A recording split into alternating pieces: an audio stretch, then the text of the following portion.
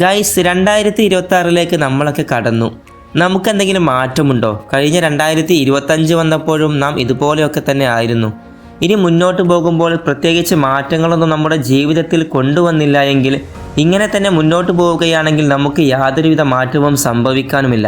പക്ഷേ ഈ video click ചെയ്ത് മുന്നോട്ട് വന്നവരാണ് നിങ്ങളെങ്കിൽ നിങ്ങൾ മാറ്റത്തിന് ആഗ്രഹിക്കുന്നവരാണ് എന്നുള്ളത് തീർച്ചയാണ്. അതുകൊണ്ട് തന്നെ ഞാൻ നിങ്ങളെ നിരാശരാക്കി അയക്കാൻ ഉദ്ദേശിക്കുന്നില്ല.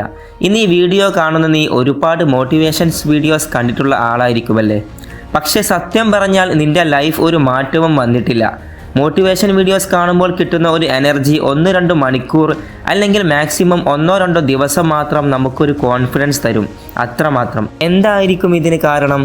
ഇതിൻ്റെ കാരണം നീ ലേസി അഥവാ മടിയൻ ആയതുകൊണ്ടല്ല, നിനക്ക് ടാലൻ്റ് ഇല്ലാത്തതുകൊണ്ടുമല്ല, നിനക്ക് മോട്ടിവേഷൻ ലഭിക്കാത്തത് കൊണ്ടാണെന്ന് ചോദിച്ചാൽ അതുമല്ല.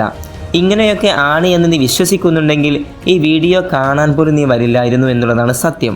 അപ്പോൾ പിന്നെ നിൻ്റെ കരിയറിനെ വിജയിപ്പിക്കാനുള്ള മരുന്ന് ഈ വീഡിയോ ആണോ എന്ന് വെച്ചാൽ ഒരിക്കലുമല്ല. നമ്മുടെ ലൈഫിനെ സക്സസ് ആക്കി എടുക്കേണ്ടത് നാം തന്നെയാണ്.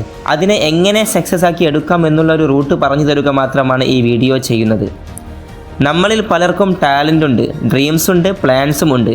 പക്ഷേ ഏറ്റവും അത്യാവശ്യമായ 2 കാര്യങ്ങൾ മാത്രം നമുക്കില്ല: ഡിസിപ്ലിൻ, കൺസിസ്റ്റൻസി.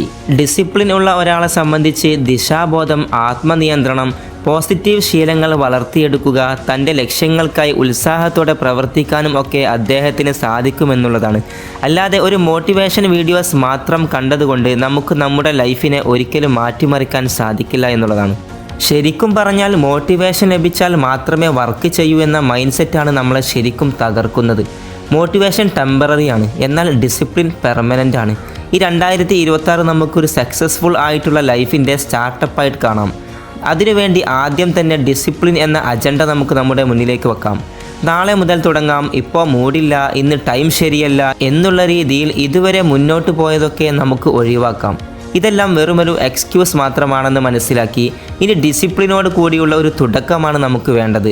ഉദാഹരണം പറയുകയാണെങ്കിൽ, ഒരു മോട്ടിവേഷൻ വീഡിയോ കണ്ട് ജിമ്മിന് പോകാൻ തുടങ്ങി.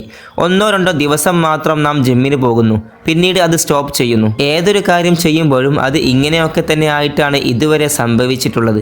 എന്നാൽ ഡിസിപ്ലിൻ ഉള്ള ഒരാളെ സംബന്ധിച്ച് മൂഡ് ഉണ്ടെങ്കിലും ഇല്ലെങ്കിലും, മഴയാണെങ്കിലും അല്ലെങ്കിലും, ഏതൊരു രീതിയിൽ നെഗറ്റീവായിട്ട് നമുക്ക് സംഭവിക്കുന്നുണ്ട് എങ്കിലും നാം ഡിസിപ്ലിൻ ഉള്ള ഒരാളാണ് എങ്കിൽ 1 മണിക്കൂർ ചെയ്യേണ്ട കാര്യം അത് മുടക്കാതെ ഒരു 10 മിനിറ്റെങ്കിലും നാം നമ്മുടെ ലക്ഷ്യത്തിന് വേണ്ടി ഡെയിലി ചെയ്യും എന്നുള്ളത് തീർച്ചയാണ്. അപ്പോൾ ഇനി മുതൽ നമുക്ക് നമ്മുടെ ലക്ഷ്യത്തിന് വേണ്ടിയിട്ട് ആദ്യം തന്നെ വേണ്ടത് കൺസിസ്റ്റൻസി, ഡിസിപ്ലിൻ. ഈ 2 കാര്യങ്ങൾ അജണ്ടയായി മുന്നോട്ട് വെച്ചിട്ട് നമുക്ക് നമ്മുടെ സ്റ്റെപ്പ് കയറി തുടങ്ങാം. ഇനി മുതൽ അങ്ങനെ ചെയ്തു നോക്കൂ. ഒരു ഡിസിപ്ലിനോട് കൂടെ നമ്മുടെ ലക്ഷ്യത്തിലേക്ക് മുന്നിട്ടിറങ്ങിയാൽ ഒരിക്കലും നാം പിറകോട്ട് പോകില്ല. അത് നമ്മൾ അറിയാതെ തന്നെ വിജയത്തിലേക്ക് എത്തിക്കുമെന്ന് തീർച്ചയാണ്. നമുക്ക് ഓരോരുത്തർക്കും ഓരോ ലക്ഷ്യങ്ങൾ ആയിരിക്കും. അതിനു വേണ്ടിയിട്ട് ഓരോ ദിവസവും ഏറ്റവും കുറഞ്ഞ സമയമെങ്കിലും അത് മുടങ്ങാതെ ചെയ്യും എന്നുള്ളൊരു ഉറച്ച തീരുമാനം നാം എടുക്കുകയാണെങ്കിൽ നമ്മുടെ ലക്ഷ്യം വിദൂരമല്ലാത്ത ഭാവിയിൽ നാം നേടിയെടുക്കുക തന്നെ ചെയ്യും. കളിയാക്കിയവരുടെ മുമ്പിലും തോൽക്കാൻ ആഗ്രഹിച്ചവരുടെ മുമ്പിലും വെക്കാൻ പറ്റിയ ഏറ്റവും നല്ല ഉത്തരം അത് നമ്മുടെ സക്സസ് തന്നെയാണ്. All the best guys.